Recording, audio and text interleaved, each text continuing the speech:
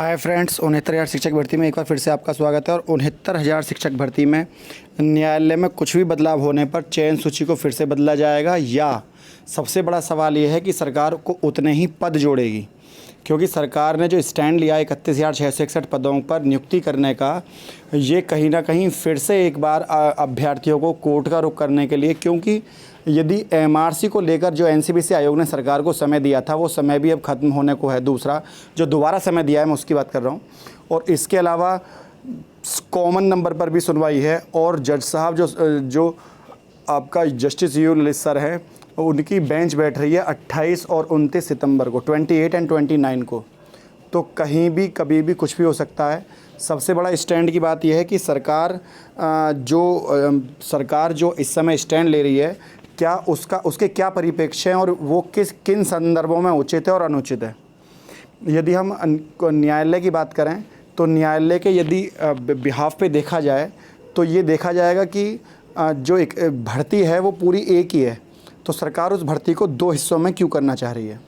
क्योंकि यदि सरकार उस भर्ती को दो हिस्सों में तोड़ देगी तो सबसे इम्पोर्टेंट बात यह है कि जो अभ्यर्थी जो बी टीम के बचेंगे, जो बाद में बच जाएंगे, 67,867 में से आप 31,661 घटा दीजिए, जो बाकी पद बचेंगे सरकार उनको कब भरेगी।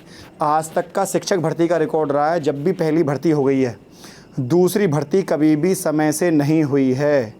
तो यदि एक अपवाद है, ये एक्सेप्शन है, तो एक्सेप्शन के तौर पर हम इन चीज़ों को ले सकते हैं, लेकिन रियल में वास्तव में इनका कोई भर्ती से लेना देना वास्तव में नहीं है।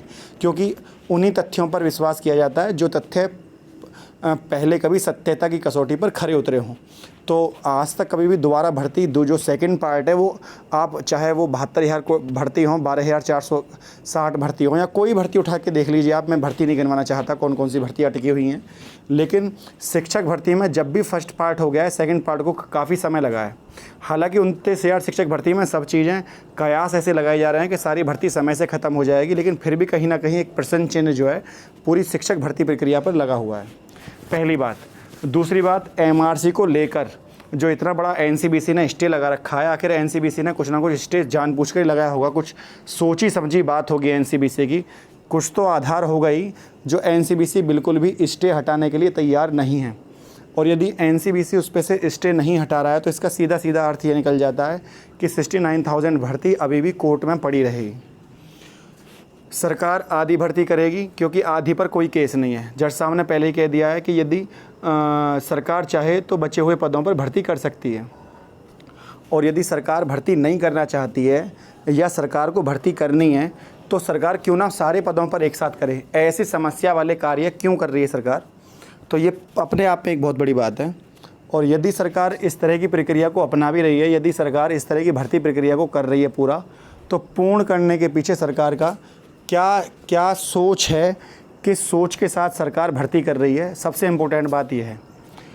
क्योंकि सरकार यदि भर्ती प्रक्रिया पूरी कर रही है तो सरकार ने आखिर इसके बारे में जो एनसीबीसी में जो केस चल रहा है, आखिर सरकार ने इसके बारे में कुछ चीज़ें तो सोची होंगी, चाहे वो पॉजिटिव एस्पेक्ट से हों चाहे वो नेगेटिव एस्पेक्ट से हों।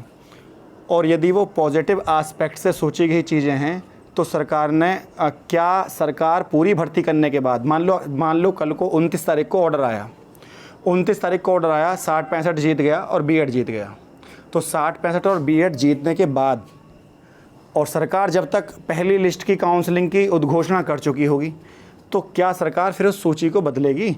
हालांकि सरकार जो पुरानी मेरिट है उसी के आधार पर भर्ती कर रही है, मतलब पुरानी मेरिट नहीं बदलेगी, उन्हीं में से बच्चों को ले लेगी। लेकिन सवाल ये नहीं है, सवाल ये है जो एमआरसी में जो छात्र होंगे क्या सरकार उनके लिए अलग से सीटें बचा के रखेगी। क्योंकि जो काउंसलिंग है, जो चयन सूची है वो तो बन चुकी, इसके अलावा क्या सरकार अलग से पद जोड़ेगी। और यदि सरकार की कोई गलती नहीं है, सरकार ने जैसा कि सरकार ने पहली सूची में बताया भी है कि सरकार ने एमआरसी को किस तरीके से लगाया। मान लीजिए एमआरसी की कसौटी पर सरकार बिल्कुल खरी उतरी और सरकार ने वहाँ से एनसीबीसी से स्टे हटवा लिया, पहली बात। क्योंकि हम इसी पे चर्चा ना करें कि एमआरसी में बच्चे लिए ही जाएंगे, क्योंकि सरकार ने एमआरसी गलत लगाई है। क्यों? क्योंकि सरकार ने जो पहली लिस्ट दी है उसमें भी काफ़ी दम है, और क्योंकि जिन अभ्यर्थियों का एमआरसी आयोग से हित जुड़ा हुआ है, 1 या 2 नंबर से फेल है, वो हमेशा यही कहेंगे कि एमआरसी प्रक्रिया सही से नहीं अपनाई गई है। हमें इसके दूसरे परिप्रेक्ष्य में भी ध्यान देना चाहिए कि यदि सरकार ने वहाँ पर ये तय कर दिया या सरकार ने ये बात घोषित कर दी कि ठीक है, हमने जो MRC लगाया है हम उसको ही रखेंगे, हम उसको चेंज नहीं करेंगे, लेकिन उसके अलावा दूसरा पर्सपेक्शन देखिए। अब आप यदि कॉमन नंबर पर सुप्रीम कोर्ट ने नंबर दिया, तो कॉमन नंबर पर यदि नंबर मिलता है तो क्या सरकार जितने अभ्यर्थी लिस्ट में अंदर आएंगे उनको दोबारा से इतने ही पद जोड़ेगी? और क्योंकि दूसरा मुद्दा फिर कॉमन नंबर का है, तो जब तक सारे कोर्ट में सारे मैटर क्लियर नहीं होते, भर्ती को आगे बढ़ाना ही अपने आप में बहुत बड़ी बात है। या तो फिर सरकार ये मॉडिफिकेशन दाखिल कर दे पहले से ही कि यदि किसी भी अभ्यर्थी के साथ आरक्षण को लेकर या किसी भी पदभार को लेकर कोई मुद्दा यदि उठता है तो सरकार उतने ही पदों को वहाँ पर एक्स्ट्रा जोड़ देगी। और सरकार यदि पदों को जोड़ेगी तो सबसे सिंपल बात यह है कि सरकार उन पदों पर नई नियुक्ति भर्ती प्रक्रिया पूरी करेगी। और सरकार यदि मतलब नई क्या मतलब सरकार उतने ही पद जोड़ देगी जितने छात्रों के साथ अहित हुआ है। तो सरकार यदि इस बात की गारंटी लेती है तब तो ये बात क्लियर हो जाती है कि जितने छात्रों के साथ कोर्ट में अहित होगा या अहित हुआ है या अहित होने वाला है या अहित नहीं हुआ है, किसी भी आधार पर सरकार उतने ही पद एक्स्ट्रा जोड़ देगी भर्ती में 69,000 में। लेकिन जो नीयत दिखाई दे रही है वो ये है कि जो 1,37,000 पद 6 महीने में भरने थे, उसके आधार पर जो 22,000 सीटें जोड़नी है, सरकार उनको ही पदों को जोड़ने के लिए तैयार नहीं है। तो सरकार से क्या उम्मीद लगाई जाए कि कॉमन नंबर पर सरकार उन पदों को जोड़ेगी? क्योंकि दूर दूर तक ये चीज़ें नहीं दिखाई दे रही हैं कि सरकार यहाँ पर पद जोड़ने वाली है। सरकार ने एक बार भी अपने किसी भी व्याख्यान में, अपने किसी भी भाषण में या सरकार से जुड़े हुए किसी भी मंत्री ने एक बार भी अपनी स्पीच में ये बात नहीं बोली है कि हम 22,000 पदों को यहाँ पर 69,000 शिक्षक भर्ती में जोड़ देंगे और हम भर्ती प्रक्रिया को पूरा कराएंगे। एक बार भी सरकार के किसी भी नुमाइंदे ने या किसी भी सरकार के किसी भी वकील ने ये बात नहीं बोली, ना ही PNB सचिवालय से, ना ही सचिव सर ने बोली, किसी ने नहीं बोली। जबकि वो पद 22,000 जोड़ने हैं, तो जब 22,000 जो पद संवैधानिक आधार पर जोड़ने हैं, जो भर्ती का हिस्सा हैं, उनको जोड़ने को लेकर सरकार का कोई स्टैंड नहीं है, तो ऐसी सरकार से आप क्या उम्मीद लगाएंगे कि यदि कोई चीज़ें ऊंच नीच हो जाएंगी तो वो पद जोड़ देंगे? तो ये बात सोचना ही अपने आप में बेईमानी है कि कुछ भी ऊंच नीच। इसका मतलब ये है कि फ़िलहाल की जो भर्ती है, अभ्यर्थी जो धरना दे रहे हैं वो उनकी अपनी उचित बात पर दे रहे हैं, क्योंकि ये बात उनको भी पता है कि एक बार सरकार ने भर्ती पूरी करा दी तो सरकार बाकी बच्चे मतलब जो पद जोड़कर उनकी अन्य भर्ती सरकार नहीं करने वाली है। ये बात क्लियर है कि सरकार उस पर आगे भर्ती को नहीं बढ़ाएगी। और जो यही 67,000 की लिस्ट बनाई है, क्योंकि जो ST के जो पद जोड़ रहे थे सरकार ने वो भी बैकलॉग में नहीं जोड़े हैं। जो बैकलॉग के पद हैं वो अक्सर क्या होता है, वो OBC और SC छात्रों को मिल जाते हैं। तो जो ST के बचे हुए पद हैं वो भी SC को नहीं मिले हैं। जो 1133 जिससे SC की लिस्ट नीचे गिर जाती तो वहाँ भी सीधा सीधा अहित हुआ है छात्रों के साथ, उस पर भी ध्यान सरकार को देना चाहिए।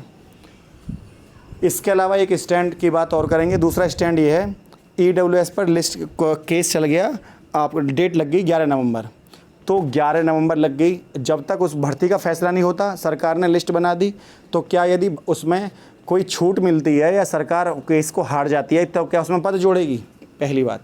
दूसरा, कॉमन नंबर कोई ऊंच नीच होती है तो क्या सरकार पद जोड़ेगी? नहीं जोड़ेगी।